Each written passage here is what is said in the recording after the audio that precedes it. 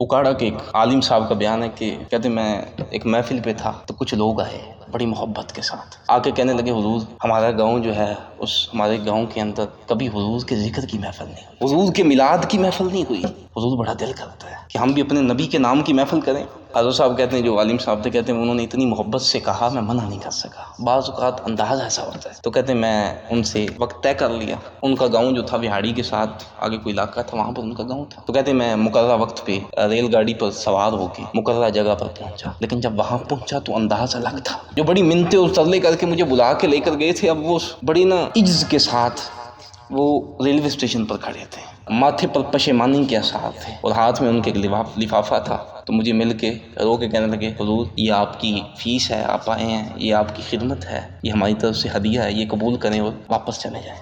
کہنے لگے جناب میں ہدیے کے لیے نہیں آیا، میں تو تمہاری محبت کی وجہ سے آیا تھا، بتاؤ وجہ کیا بنی، یہ ذکر کی محفل کیوں روکی تم نے، حضور کے میلاد کی محفل کیوں روکی؟ وہ کہنے لگے حضور دل تو ہمارا بھی بڑا کرتا ہے، خواہش تو ہماری بھی بڑی ہے، ہم بھی بڑے متمنی تھے کہ ہمارے یہاں بھی ذکر کی محفل ہو، لیکن ہمارے اس گاؤں کے اندر 90% قادیان انہوں نے ہمیں دھمکی دی ہے کہ اگر تم نے اس گاؤں کے اندر اپنے نبی کے نام کی اور ذکر کی محفل کی، تمہاری عزتیں محفوظ نہیں رہیں گی، تمہارا مال تمہاری جانیں محفوظ نہیں رہیں گی۔ حضور ہم ماڑے بندے ہیں، کمزور ہیں، تھوڑے ہیں، دل بڑا کرتا ہے، لیکن حضور مجبور ہیں۔ عالم صاحب تیش میں آ گئے، کہنے لگے پہلے کا تو پتہ نہیں، اب بات حضور کی عزت کی آ گئی، اب حضور کے ناموس کی آ گئی، اب تو محفل ہوگی۔ تو وہ کہنے لگے حضور آپ تو محفل کر کے چلے جائیں گے، پیچھے سے ہم ہوں گے، ہمارا کون ہوگا، ہم کیا کریں گے؟ تو عالم صاحب نے بڑے وثوق کے ساتھ کہا کہ ہم جن کا ذکر کرتے ہیں، ہمارا جن پر ایمان ہے، اگر ہم نے ان کا ذکر کرنا ہے تو پھر دیکھنا وہ بھی کنڈ نہیں لگن دیں گے۔ حضرت صاحب کہنے لگے بتاؤ ادھر کوئی ایسا بندہ ہے جس سے سارے ڈرتے ہوں؟ انہوں نے کہا ہاں ایک نورا ڈاکو ہے، اس سے سارے ڈرتے ہیں۔ حضرت صاحب نے ان لوگوں کو لیا اور نورے ڈاکو کے ڈیرے پہ پہنچ گئے۔ نورا ڈاکو لیٹا ہوا تھا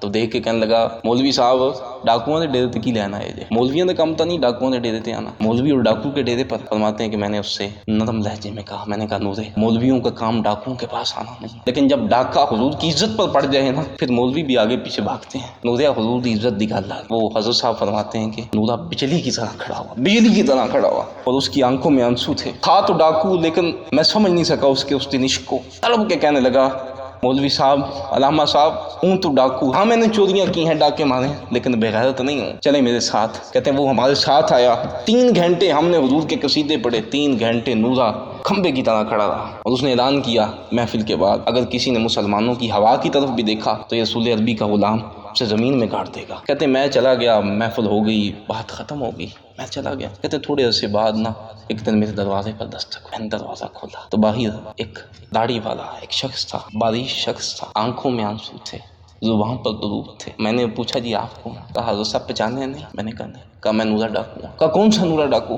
کہا وہی نورا ڈاکو جس کو آپ نے اس گند سے اٹھا کے حضور کی نوکری پر لگا دیا تھا۔ کہا یہ کیسے ہوا؟ وہ نورا ڈاکو تو کسی اور انداز کا تھا، کسی اور طبیعت کا تھا، یہ کیسا نورا ڈاکو ہے؟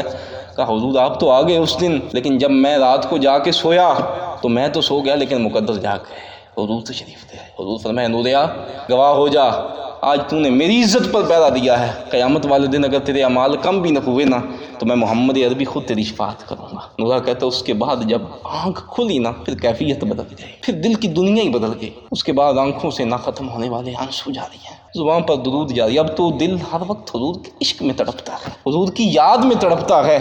روزہ اچھا، نماز اچھی، زکوٰۃ اچھی ہے، حج اچھا، مگر میں باوجود اس کے مسلمان ہو نہیں سکتا، نہ جب تک کٹ مروں میں خواجہ بطحا کی عزت پر، خدا شاہد ہے کامل میرا ایمان ہو نہیں سکتا۔